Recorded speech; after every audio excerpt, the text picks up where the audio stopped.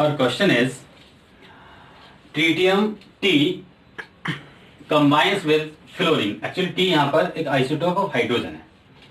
Combines with fluorine to form weak acid TF. TF मतलब जैसे HF बनता है. Which ionize to give T positive. T positive मतलब H positive ion. Tritium. Tritium is radioactive and is a beta particle emitter या beta emitter. A freshly prepared aqueous solution of TF has PT. PT मतलब pH. Of 1.5.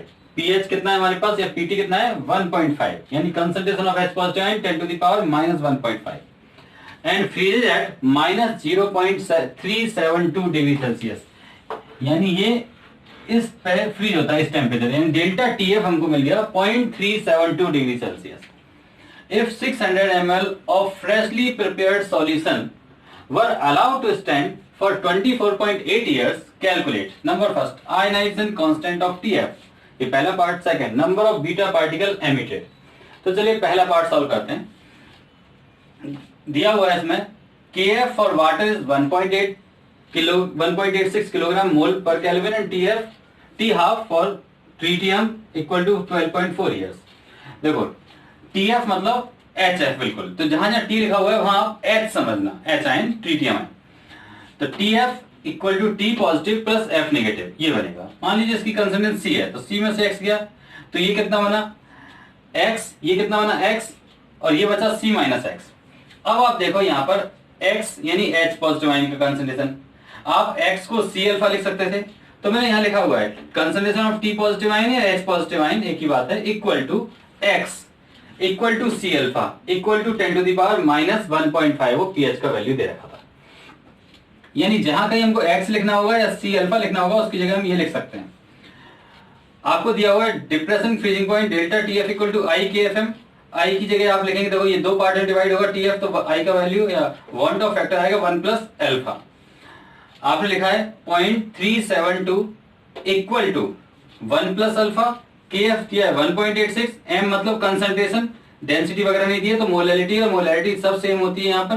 तो उस case में molality को ही हम concentration लेके चलेंगे. C रहेगा ये 3.72 डिवाइडेड बाय 1.86 इसका वैल्यू आता है 0.2 इक्वल टू C का इंटू यहाँ पर कर दो तो ये हो गया C प्लस C अल्फा. अब C अल्फा ध्यान से देखो ये C अल्फा मतलब X की वैल्यू 10 to -1.5 तो यहाँ 1.5 लिख सकते हैं. ये 1.5 इधर आएगा तो देखो इसका कैलकुलेशन आ गया 2.2 इसका calculation 0.2 minus 10 to the power -1.5 equal to C.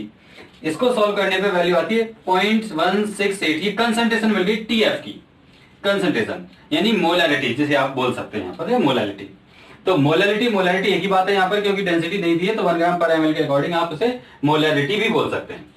अब यहाँ पर उसने पूछा था फर्स्ट पार्ट में कि आयनाइजेशन कांस्टेंट ऑफ TF यानी कि Ka निकालना है. K equal to X square upon C minus X. X की वैल्यू कितनी है 10 to the power -1.5. आपने इसको लिखा अपॉन C. अभी आपने निकाला 0.168 इक्वल टू तो 0.168 माइनस X की वैल्यू कितनी है 10 to the power -1.5. सॉल्व करेंगे इसको तो K equal to 7.35 into 10 to the power -3. अब पार्ट आता है B. पूछा गया है कि number of beta particle emitted. तो देखो इनिशियल मिलीमोल कितने हैं.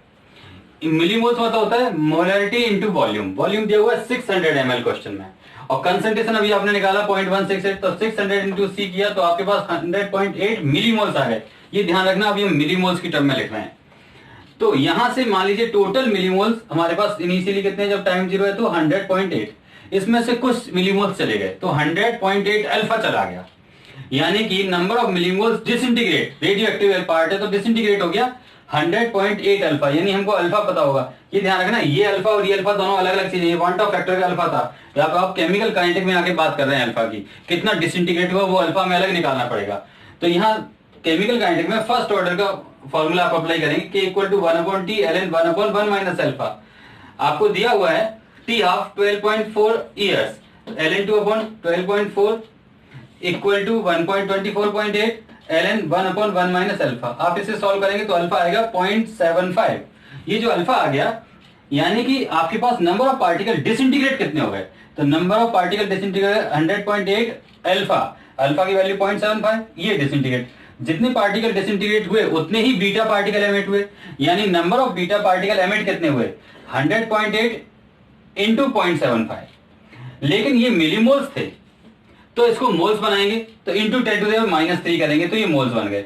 लेकिन नंबर ऑफ पार्टिकल पूछे हैं, मोल नहीं पूछा है, तो Na का इंटू भी करेंगे। एवोगैड्रो नंबर होता है 6.023 इंटू 10⁻23। तो आप यहाँ पर 4 इसको सॉल्व करेंगे, Na की वैल्यू डालेंगे तो आपके पास आंसर आएगा 4.536 इंटू 10⁻22।